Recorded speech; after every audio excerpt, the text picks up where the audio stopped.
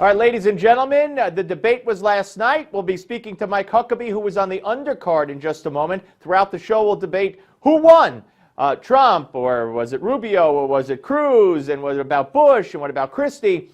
Also, breaking news in the Freddie Gray case, the first officer mistrial. We'll talk about that as well. But first, let's watch Mike Huckabee from last night.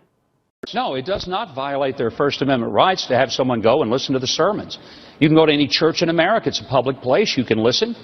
And, if you go to my church, you'll probably get a real blessing, and heck, it'll be a wonderful experience. You go to some people's church, you may go to sleep. I don't know what happens in every church, but the point is these are public places and folks are invited to come. So if it's a public place and people are invited to come, how does it violate anybody's First Amendment rights that somebody shows up because they might want to just listen in and see, is there something that is a little nefarious? And if there is, then you take the second step of getting a search warrant. You do whatever you have to do. That's all protected under the Constitution. All right, ladies and gentlemen, as promised, we now introduce the man, the former governor of Arkansas, and of course, Republican presidential candidate Mike Huckabee. Governor, welcome, sir.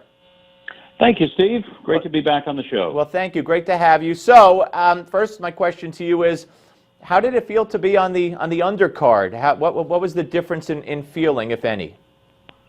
Well, I mean, obviously, we'd all rather be on the main stage. But in fairness, I think having the opportunity to be one of four people and actually get questions and get an opportunity to give answers may be more significant than to be on the extreme end of the main stage and never get called on, or if you do, only get called upon to make comment about what some other candidate said. So I came off the stage feeling much better about the experience than I did some of the other debates where I was on the main stage, because it was all a food fight, and I'm frankly not running for president to see if I could insult somebody else on the stage. Let me ask you how you think how you think you did, and this is the problem, because of course, how did you do in your debate, and did you watch the so-called main event? I did watch it, and with 9 people on the stage and all of them elbowing up under the goal to take a shot, it can very quickly get out of hand. And I think sometimes the more substantive questions get lost, and it becomes more the you did not, did two, did not, did two, did not kind of thing. And I felt like the debate that we had in the early stage was a very substantive debate. There was disagreement, but it was respectful.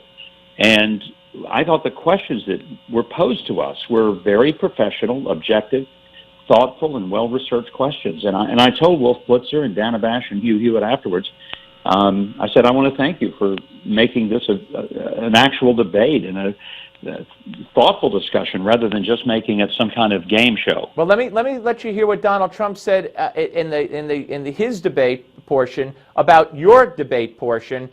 Here it is.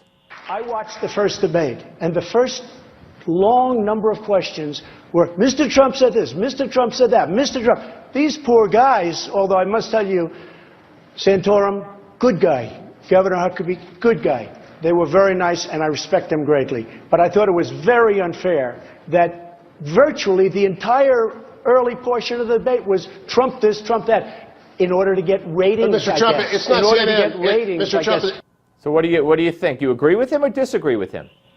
Well, I didn't think that the questions that were posed, obviously I don't want to comment on things Donald Trump has said, but what they were trying to get us to maybe comment on was whether or not we should allow any Muslims into the country, and to comment on that.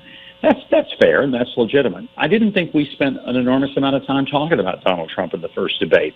Certainly didn't feel like it to me. I felt like we spent a lot more time talking about what is the appropriate role of our government in fighting ISIS? How far should we go in protecting Americans? How has political correctness made it more difficult for us to go after our enemies? So, again, I thought it was a much more substantive debate, and one that I didn't walk off the stage ready to throw something at someone. All right. So I've had those. Yeah, I'm sure you did. So when you watched, who emerged in your debate? I mean, a lot of talk about Lindsey Graham, getting very emotional and breaking out of his shell. How do you judge your debate, and then who do you think did well and enhanced themselves and hurt themselves in the other debate? Well, I'm not really in a position to judge it as a pundit because I'm a participant and I'm probably not very objective. And so I'm a little reluctant to try to say he did well, he didn't do well. I think ultimately people got a chance to see candidates last night in a very honest way. I think the moderators held some of the candidates' feet to the fire about positions they've taken, which are very different than previous positions they've taken. And quite frankly, some of those candidates never answered those questions. They just continue to kind of move on to something else. Do you believe? I thought Jeb. Yeah, go ahead. I'm sorry. Go ahead. No, go ahead, Jeb Bush. Well, I was going to say I thought Jeb Bush, certainly came to play, and he's been criticized for not perhaps being as energetic, and I thought he certainly exhibited that last night. And I thought even in our debate, Lindsey's difference with the rest of us was that he really wanted to drive home that not all Muslims are terrorists. Well, I don't know of anyone who's ever said that. But I'm not trying to bring sympathy to jihadists, and I'm not trying to disparage all the people who are Muslim.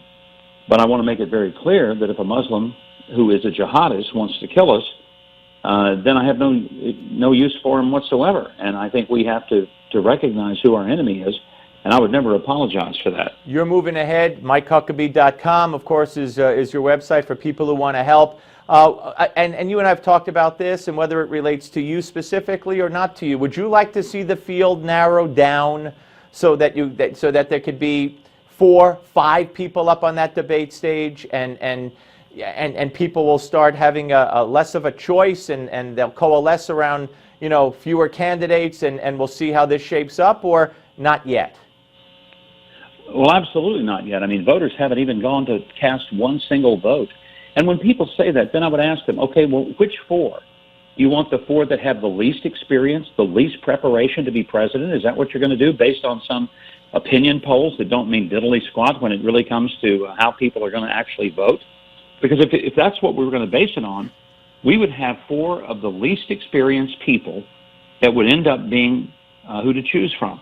Steve, let me point out something. Last night when we had the undercard debate, there were 4 of us on stage. Combined, we had over 62 years of elected experience in governing and leading among 4 of us. That is more than twice the total combined amount of years of experience in all 9 of the people in the session. Then why, with all due respect to you, I love you and I love Santorum, but why were you the undercard? I think because this is a weird and strange election in which people almost are punishing folks for being qualified.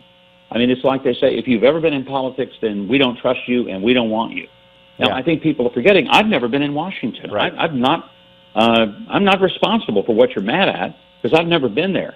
But I have fought corruption. I fought the Clintons.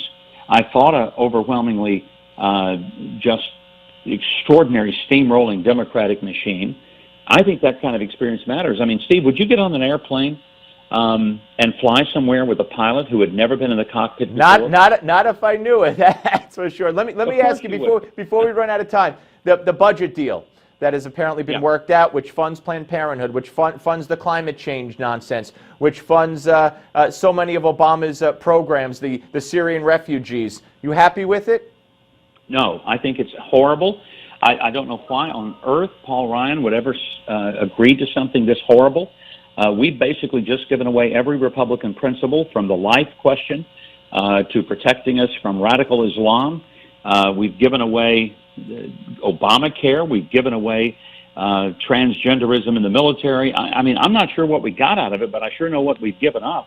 Yeah. And if I were president, I'd veto this thing and make sure they understood, don't even waste a postage stamp getting it down to the other end of Pennsylvania Avenue, because this one's going to come back return to sender. Governor, great to talk to you, sir. Listen, have a very Merry Christmas and a Happy New Year, and I'm sure we'll speak to you again next year, sir. Thank you so much. Good to talk to you, And it's Steve. MikeHuckabee.com, ladies and gentlemen. Up next, the Malzberg panel, Brent Badowski and Seton Motley. Don't go away.